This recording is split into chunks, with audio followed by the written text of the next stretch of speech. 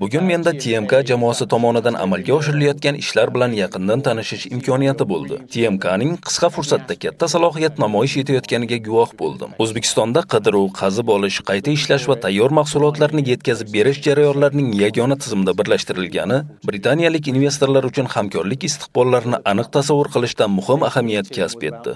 Bugungi uchrashuv Buyuk Britaniya va O'zbekiston hamkorligining o'sishiga xizmat qiluvchi Prezidentning izchil islohotlar dasturini qo'llab-quvvatlaydigan TMK Buyuk Britaniya hamkorligini yanada mustahkamlash imkoniyatlariga bag'ishlandi. Muloqot davomida texnologiyalar, investitsiyalar, kapital loyihalar va ta'lim yo'nalishlarida qanday yangi hamkorlik yo'nalishlarini ochishimiz mumkinligini atroflicha muhokama qildik. Shu asosda hukumatlar va kompaniyalar o'rtasidagi hamkorlikni tizimli ravishda rivojlantirishga xizmat qiluvchi yo'l xaritasini ishlab chiqish haqida fikr almashdik. Shuningdek, qazib olish sanoati shaffofligi tashabbusi doirasidagi o'zaro muzokaralar olib borish bo'yicha hamkorlik imkoniyatlarini ham ko'rib chiqdik. Xulosa qilib aytganda, uchrashuv nihoyatda samarali o'tdi.